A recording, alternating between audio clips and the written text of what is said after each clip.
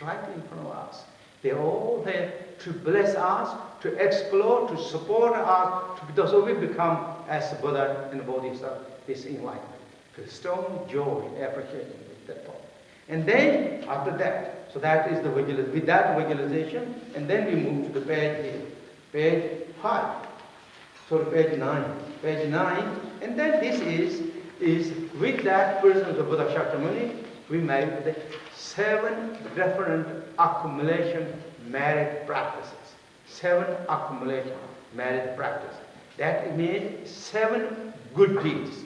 7 ways that we will do the good deeds. Something that will clear away all our negativities and reveal our Buddha nature and benefit to all the beings. We are going to do it through 7 different ways. This is very renowned, this 7 in the Buddha teaching. It's very renowned. It also touches to our emotion, the immediate cleanse our negative emotion, unwanted emotion, that's something disturbing us and others. That clear away and bring up our goodness quality of the Buddha nature, joy, appreciation, respect, bodhicitta, devotion. That all bring this. And first is then homage. Homage sometimes can be translated as postrations. Postrations, so we make postrations. That means knowing the particular meaning of perfect or knowing the meaning of the Buddha. What is Buddha? What is enlightenment? Or seeing the good quality of the Buddhas through love and through compassion, through loving kindness, and with deep reverence, deep respect. So homage is respect. Homage is appreciation. Homage is postrations. So here, say, how we are going to respect? Here, Great Master Muharram said, because Buddha is, we not respect Buddha, Buddha is because just Buddha. Because we respect Buddha is so compassionate one. Here, the Great Master Muharram, you are the compassionate ones, the great compassionate ones, compassionate one. For that reason, I respect you. So compassionate. So here, the great compassion one accepts this tribulate degenerate world. This is the Buddha's teaching. And the teaching said, this generally, when Buddha Shakyamuni came in this world, is in the time when he came in this world, is known as the, in according to Buddhist kind of chronology systems, is the beginning, very beginning of the degenerations. Very beginning of the degeneration. So that time, the degeneration time is difficult times. There is, in the Buddha teaching said that there is a golden time, golden age time. There is a semi-golden age time. There is a third quarter golden age times. There is a total degeneration times. That is 4 different periods, but Buddha came in this world beginning of the degeneration. Not the golden age, not the like semi-golden age, not the quarter that golden age left time, but really the beginning of degeneration times. And it's difficult era, difficult time. But Buddha came with compassion. That is what he wanted to go. He said, if I become the enlightenment, if I become the Buddha, I like to become the, when the sentient beings begin to experience the most difficult, troubled time, I like to become that time, support and helper and give the hopes. That's what I want to do. And as he committed, and he become that Buddha in that time. So that's what the great master Muharram Rinpoche is praising to that. So you become, and to be born, and to become Buddha in that time. Buddha made 500 aspirations. Those are the teaching mentioned. All in the teaching, Muharram Rinpoche wrote a very famous book called the White Lotus Teaching. In that book, Muharram Rinpoche gathered all the 500 aspiration prayers that what Buddha did, that teaching. So this is all that Buddha did. And therefore, when Buddha made that statement that I like to become the Buddha in the worst time of the era of the sentient beings, and when he said that, and all the gods and all the great bodhisattvas appreciated him. Oh, you are as a white lotus among all the lotuses. You are the white lotus. That was he was like aspiration. So for that reason, to the gracious teacher, the compassionate one, I pay homage. That's what's said here. Even though it didn't really exactly, maybe this gracious means gracious teacher. So gracious, compassionate teacher, I pay homage. That is what. So because I'm paying respect, appreciate it, because it's compassion. There's so many beautiful stories that because it's compassion, and throughout his journey to the enlightenment, former lives, Buddha did. There's so many, one after another. Of course, Bodhicitta is a compassion. Therefore, activating all that he did is in compassion activities. I'm sure you maybe some of you heard. There's one time, there's one mother and one tigress and 5 cubs, completely hungry. They're completely has no food for many days. And mother is so weak. And the teaching said he see mother may be going to eat. Even the cubs, they're so hungry, so thirsty. There is nothing left. And he gave up his own life to save this hungry tiger and tigress and cubs. That's the one beautiful story that Buddha gave up. His own life to feed the tigers. And there's another beautiful, there's so many beautiful stories, one after another, there's so many that Buddha gave, how compassion activity that he performed, through that he became the Buddha. Buddha, one after another, through his generosity, through his valiantness, through his courage and commitment. And there's another beautiful stories, again, is that, and the teaching said that one time Buddha was born as a turtle, sea turtles. I mentioned that one time, I think, sorry, but he was born as a sea turtle. In the ocean, there is also merchants going in the ocean. A lot of merchants in the ocean selling one big ships. Suddenly, big hurricane came or typhoon came and is completely upside down. And then all those merchants, those beings are holding whatever they can hold to save their lives. But this is not really going so far. And that time, Buddha was born, as I said, sea turtles. And again, he came on the shore to save them. He indicated they can hold him. And as he did, and all those merchants travels hold the sea turtles. And Buddha drew up them to the shore with big effort. He brought all of them on the shore. Once he got to the shore, in the teaching said, he was so tired, he fell asleep on the shore. Then he woke up. Moment he woke up, he woke up because of so many insects are biting him. And because of that pain, he woke up. And he thought suddenly going to jump to the ocean. And then he thought, I came here to save these human beings. And now if I jump back, this all will die. So what that means? This is the time I'm going to give up my lives. Even they eat to the bone, and I'm going to give. And through this effort, through this courage, commitment, I become the Buddha. May I share my first teaching to these beings. He made that beautiful statement. He stayed there. And the teaching said he passed away because of everyone acted that. So this is again one of the beautiful another stories, how kindness, compassion. Even he was born as animals, that he continued to keep his commitment and courage. Same thing, and then he become the Buddha. So therefore, here the great compassion one, great teaching, I pay homage. And homage is directly, again, respect and appreciation is directly opposite of the arrogance. When you don't have the arrogance is one of the most negative emotions, the obstacles to us. We make all the not all, but many mistakes done by our arrogance. There is gross arrogance, medium arrogance, very subtle arrogance. And this arrogance, generally, as soon as we have the ego clinging, there is some degree of the arrogance. We act that knowingly, unknowingly, and that becomes a disturbance for our joy and peace, our own, and joy and peace for others.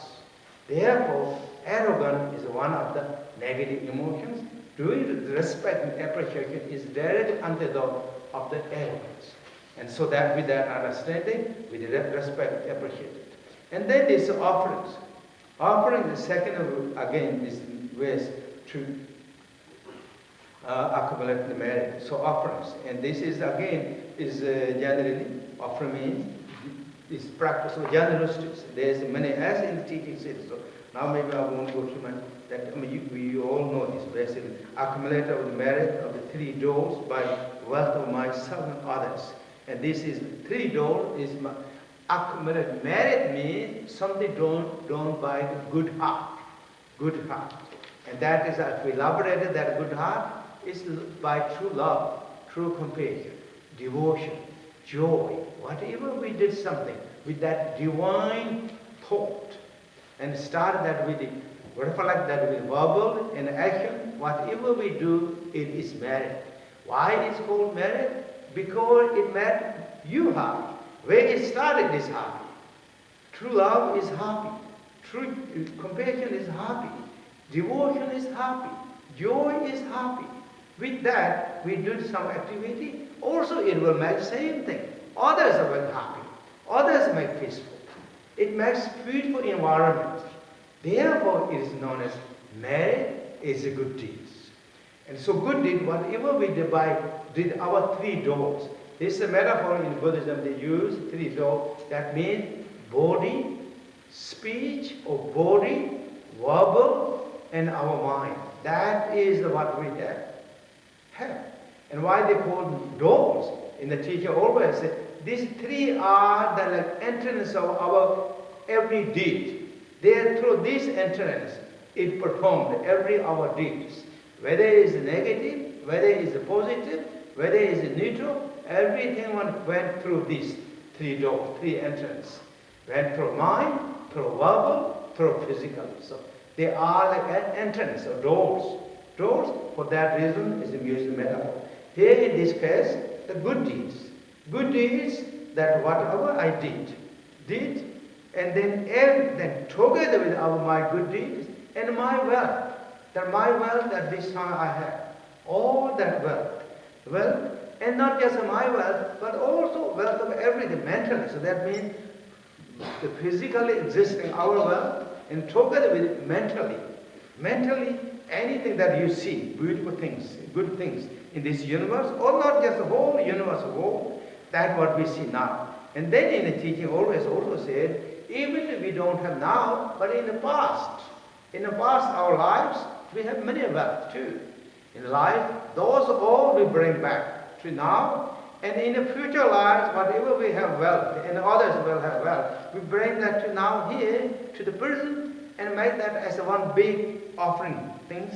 And as in the teaching said, visualize them as offering of the clothes.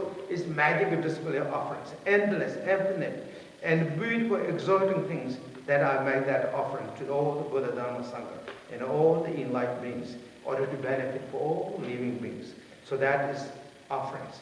Offerings, and offering is opposite of what's called misery, adversity, and offering is also generous practice. And then next is the compassion. Compassion is the purification practices. It's called purifications. Again, compassion means, this of course the terminology of the Buddha teachings or the spiritual world use compassion.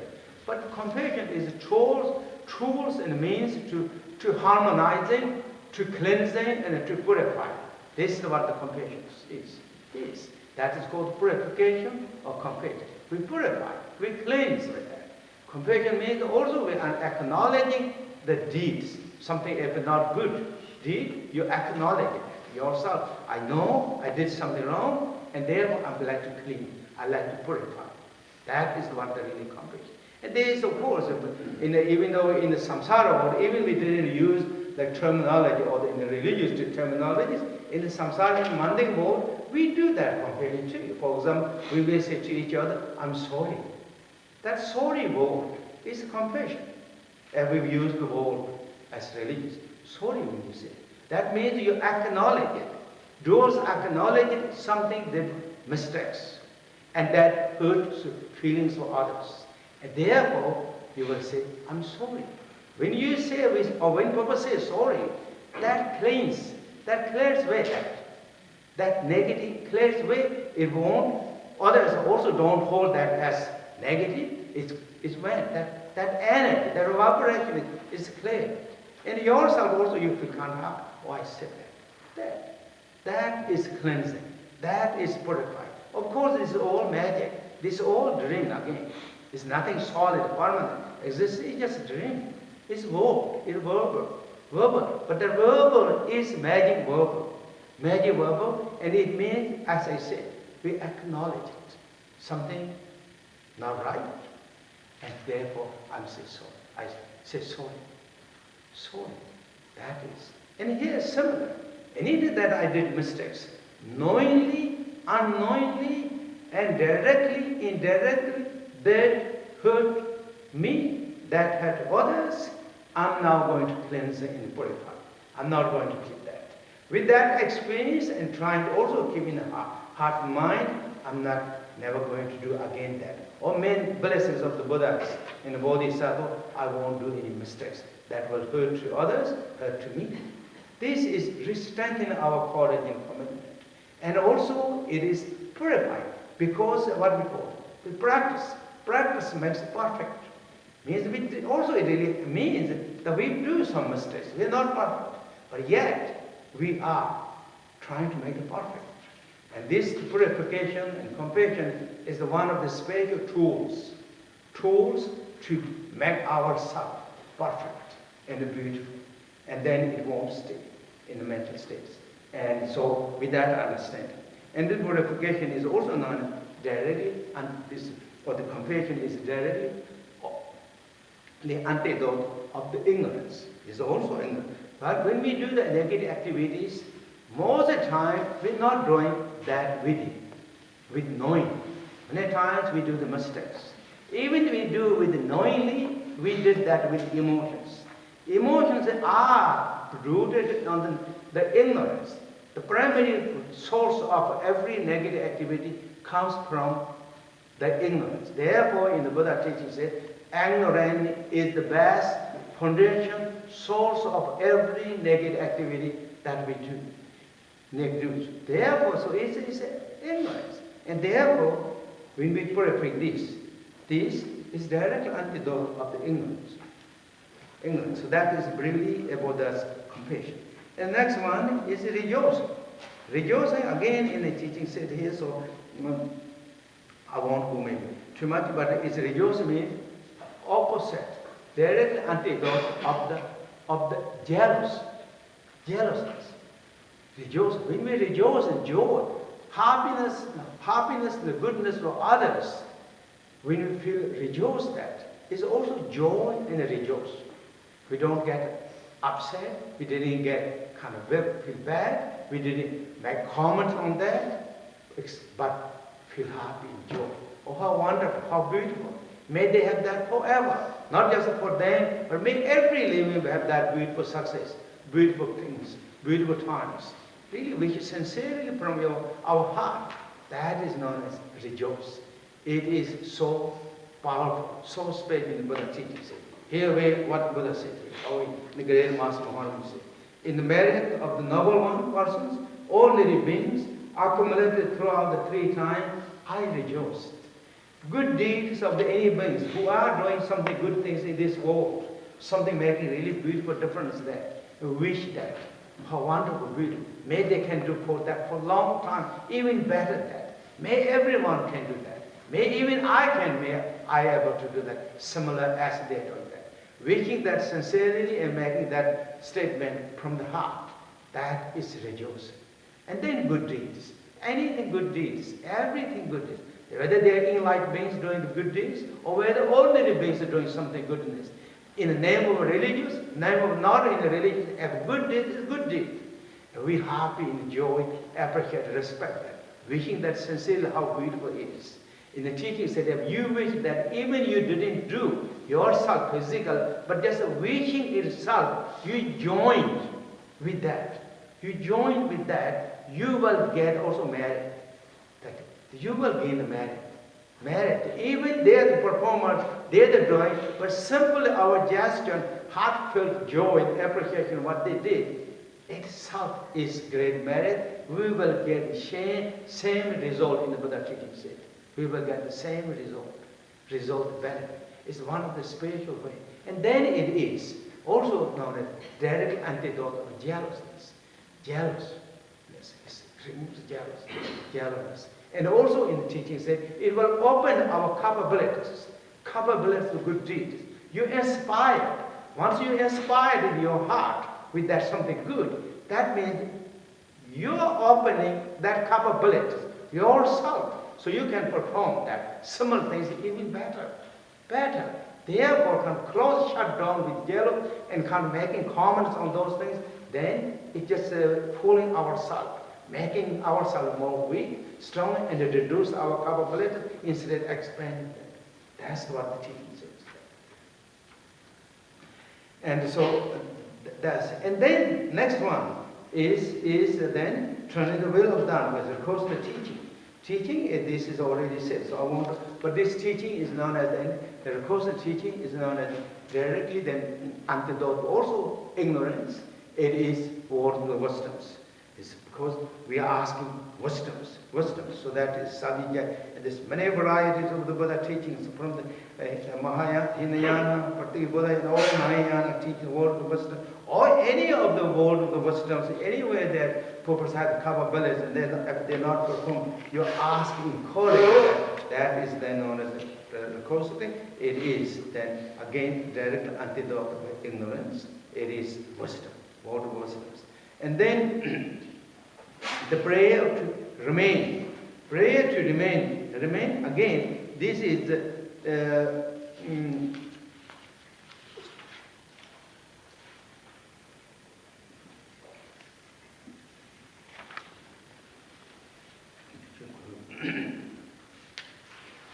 and this is then again prayer to remain is directly again antidote of the teaching said anger and jealousness. The two jealousness. So that whoever is doing performing the noble activities in this world or anything, that if we pray, they all have the long lives, longevity, and continue doing good performing activities. And at the same time, every single living being has a long life and for joy and happy, healthy lives. So this is very special practices, and this is the real antidote of the jealous and as well as angers, and that is already here. So then, Buddha, you may appear in this or be in this world always. I mean, that's what in the teaching said here. And the next one is the dedication prayers. Dedication prayer is then dedicated merit to again our deed, as exactly as it said. It is dedication is again directly antidote of the attachment and as well as misery, and it is directly also of directly antidote to the ego claims. So in the teaching says. So therefore dedication is very special. It's the one of the, again extraordinary teaching of the Buddha Shakyamuni. Our good deeds, merit, and even what we have, we're going to share that to every living being. Wish that to all beings got that. By that remove their suffering and difficulty.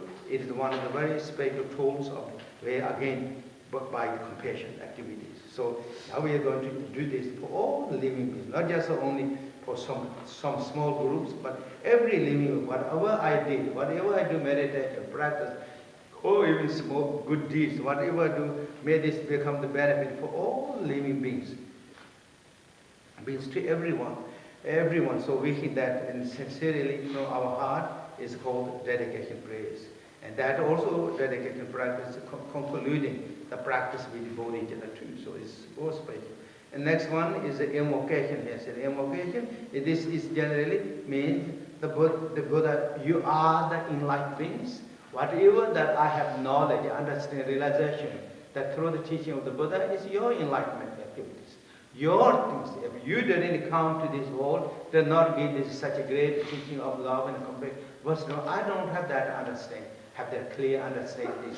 Therefore, whatever knowledge, wisdom, realization that I got from the Buddha teaching is your activities. Whether it come from Guru Padma Samye, whether it come from all the great masters of the schools of Tibet Buddhism or Buddhism, fundamentally go back to the Buddha.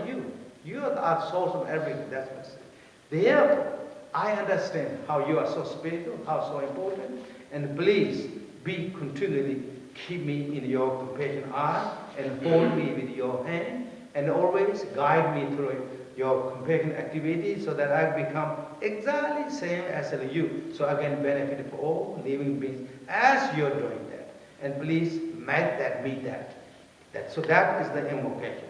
And sincerity, courage, confidence, trusting, confidence, and devotion, and that you are like to make that with determination. So that is the statement. And with those all prayers in the context of the 7th branch accumulation practices, and then with strong presence of Buddha, and we chant these prayers, and we chant these mantras.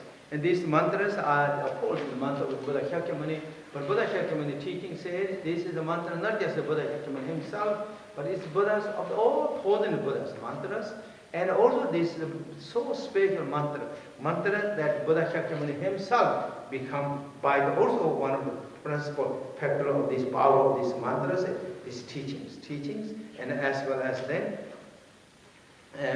and also great our location also become great compassion emanation in one teaching that because of these mantras. So this mantra is so special, and with this understanding, reciting these mantras. And then the word meaning of the mantra is then Tadyatha is das, I think das in according English, das. And then the Om is the auspicious prosperity, auspicious prosperities, and goodness, good fortune, and harmony, and those are the meaning of the Om syllables according Sanskrit languages. It's a Sanskrit language. And then Muni, Mahamana, Yesoa. So those are the mantras. Muni is one. There's a second Muni. There's a Mahamuni. And the whole meaning of Muni means mighty one, great mighty one. And then Soa, or Muni can be, in Tibet is translated as a Tupa. That I'm translating mighty. Or it can be subduer, great subduer that established. Soha is establishment. And what that means, the great master Khenpo mentioned, this is money, it has many meanings. One meaning is according to negative emotions, where it arises. There is 3 principal negative emotions. Those are known as 3 poisons. 3 poisons. And thus, what are those? That many of you know already. Those are, first is, we go to the first as anger. Second is attachment. The third is ignorance. So that first money means that you subdue the anger. Second money, you subdue the attachment. Third, Mahamani, the great subduer. You subdue the ignorance. Ignorance comes from attachment, and the anger comes from ignorance. Anger is, according to the emotional level, anger is more on the surface. Surface is more stronger, but yet is a little more light. It's not light. And so anger actually comes from attachment. Attachment comes from ignorance. So attachment is stronger or deeper than anger. So therefore, first is anger removed, attachment removed, and then all sorts of emotions, ignorance removed, all the subdued, you subdue. And then another way, again, Khenpo said, can be also know this through the way we act, the activity of the body, negative activity of the body, negative activity of the verbal, negative activity of the mind. So first, money means the mighty one who subdued the negative activity of the body, mighty one who subdued the negative activity of the speech, the great mighty one who subdued negative activity of the mind. All negative activity comes from the mind, whether it's verbal, whether it's physical. So the fundamentally is that the mind that is subdued. So therefore, then when you subdue that, what it becomes? What it becomes? Anger becomes the wisdom or true loving kindness, and a loving compassion. So the attachment becomes great loving kindness and compassion, and then anger becomes the great wisdom status. And when you subdue all the wild activities of the body, speech, mind, what will become? Then body becomes so gentle and so peaceful. And speech becomes so gentle and so peaceful. Mind becomes, when the mind negativity subdued, becomes so gentle and so peaceful.